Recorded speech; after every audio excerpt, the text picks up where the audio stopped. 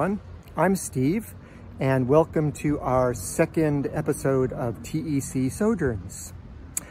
Now, right now, I'm standing in front of my mansion building, and today what I want to do is I want to kind of take you on a little tour of my neighborhood to give you an idea of kind of what a typical Japanese neighborhood is like. And I'll stop at a few places and point out a few of the highlights. So if you're ready, we will get started.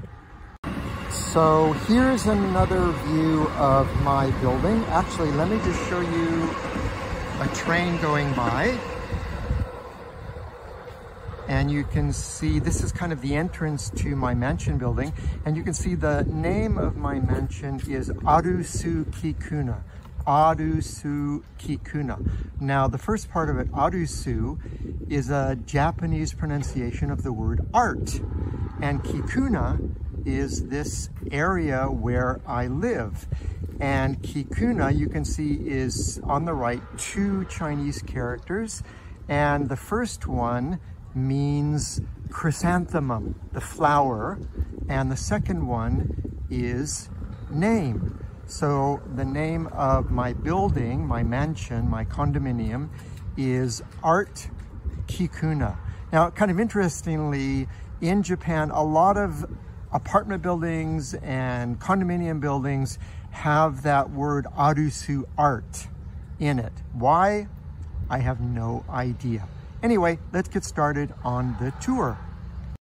Okay, next stop here is another lovely and even older, beautiful, traditional Japanese house. So you can see sort of the entranceway and the roof building, and you can see more of these kind of niwaki trees that are sculpted and lovely.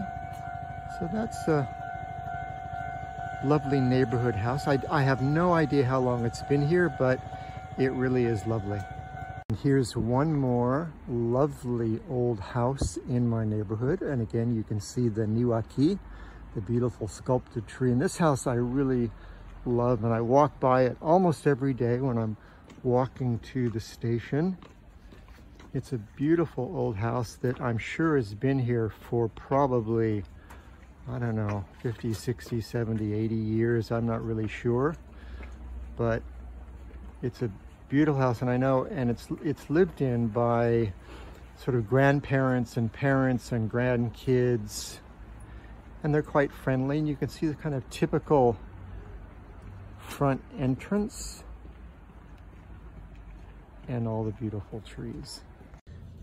So the first stop on our tour is in my neighborhood, a rather nice kind of typical Japanese style house.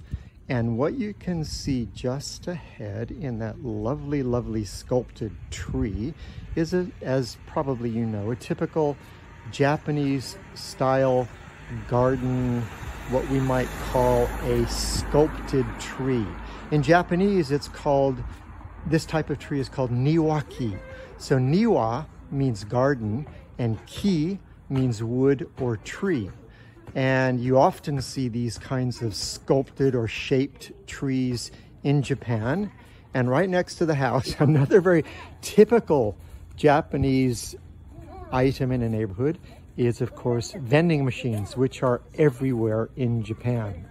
Okay, so now we are coming to our local little park that is, I'm going to take you through it. It's small, but it's lovely. There are some kids coming home from school, and this is Kikuna Sakurayama Park, or Sakurayama Koen, which means park, and it's very lovely. And it's called Sakurayama because it's, as you can see from the view, it's on a hill. And all of these trees that you see in front of you are sakura trees or cherry blossom trees. And in probably 6 weeks from now, late March or early April, these trees will be absolutely gorgeous pink cherry blossom. But I walk through this park very, very often and really, really enjoy it. And it's very well kept. And basically, it is the kind of elderly population of this neighborhood that looks after this park, that weeds it and plants beautiful flowers and keeps it looking really lovely in every season. You can see they're doing some work right now in the flower beds, but I really love going through this park. And they often, every year in fact, they have 2 or 3 little festivals in this park where the neighborhood people get together and they eat and they drink and they make music, and it's very lovely. So this is Sakurayama Park, which is really just about a 1.5–2 minute walk from my mansion. So this is our first stop, walking underneath the cherry trees, which unfortunately you cannot really notice as cherry trees right now because it's a little bit too early.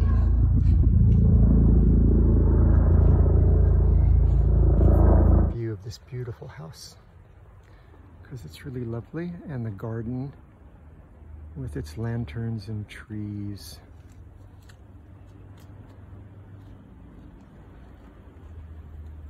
I love walking by this house every day. So now we're in the area of Kikuna Station, which is my local train station, which is probably about a 9 or 10 minute walk from my condominium. And it's a very typical kind of suburban neighborhood train station. And I guess we could call it a commuter train station because it's kind of in distance, commuting distance from both Yokohama and Tokyo. Now, this train station, Kikuna Station, has been here for, let me think, almost 100 years. So about 96 years Kikuna Station has been here. And in fact, it's quite busy. There are about 125,000 people who use this station every day to take the train, either going into or toward Yokohama or into or toward Tokyo. So this train station actually has 2 train lines that go through it. One is the JR, or Japan Railways, Yokohama line, which basically goes from Yokohama to the northwest part of Tokyo. And the other is called the Toyoko line, which goes from Yokohama into and even out of Tokyo. So it's called Toyoko line. So the To stands for Tokyo, the Yoko stands for Yokohama. So Tokyo, Yokohama. And this train line, interestingly, is owned by a large Japanese corporation called Tokyu. And Tokyu owns lots and lots of things. For example, this railway line, it owns department stores, it owns lots of real estate, lots and lots of things. And in fact, my condominium building is owned by Tokyu Corporation. And so right next to the train station, I'm going to show you very quickly, is, you can see, the Koban. And that Koban is, in English, police box. Almost every train station has a police box that has maybe 1 or 2 or 3 police officers who are in it, to keep the peace, to give people directions if anything goes wrong, if there's a crime, etc. Okay, so now we're going up the stairs. into Kikuna Station, and we're on the Toyoko side, right? The line that serves Tokyo. And this is a very, very typical small-ish train station that has, as you can see, a convenience store, a supermarket, which of course is owned by Tokyo, where I do most of my grocery shopping. And you can see directly in front of you, there's a bakery. There's the entrance to the train lines for the Toyoko side. And so we're just walking through the station. And what we're doing now is we're going toward the JR side of the station.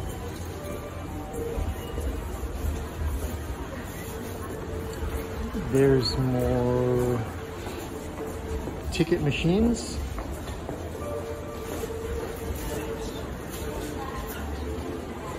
And it's now maybe, what, about 3 o'clock or so, so it's not so busy, but it will be very busy, like 5, 6, 7 o'clock during the rush hour. And I'm sure, of course, you've heard many stories about how crowded, you know, Tokyo area rush hour trains are. And believe me, they're all true. They get very, very, very crowded. So now we're going to go down the stairs to the JR side of the station.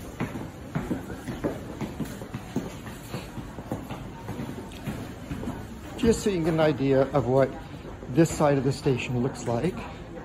And in fact, this side of the station was actually refurbished about a year and a half ago. So it was, you know, pretty old and pretty run down.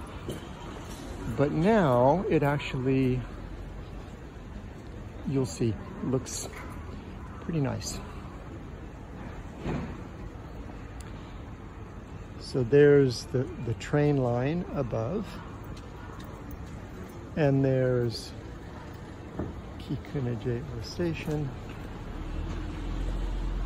right there. Okay, so that's the train station. So the last stop on our little neighborhood tour is going to be the local shrine.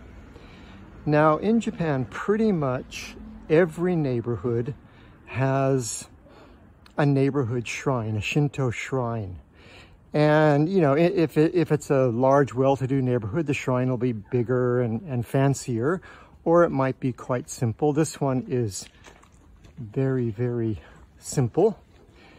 And basically, the shrine is used for, let's say, milestone events. So for example, if there's a birth of a baby, a graduation, a marriage, a death, important entrance exams for students when they graduate high school and want to go to college, etc., they will come to the shrine and they will make an offering so that they get good luck. And I would say that most shrines are the busiest at New Year, because it's a tradition in Japan that people are supposed to visit a shrine and make a little offering within 3 days of the new year. So here you can see is the entrance of the shrine, and what we're looking at is the Tori gate. And that, you know, that gate is basically a symbol of Shintoism. Not Buddhism, but Shintoism. So this is the entry Tori gate of our local Shinto shrine.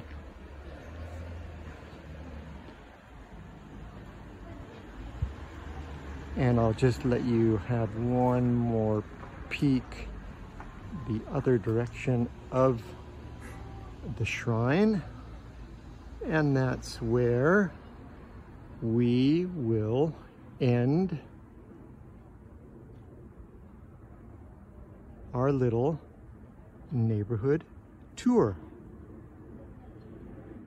Well, I hope you enjoyed that TEC Sojourn tour of my neighborhood. Please join us next time for the next TEC Sojourn, which is always on Thursday at 8 o'clock. Until then, take care. Inga ka.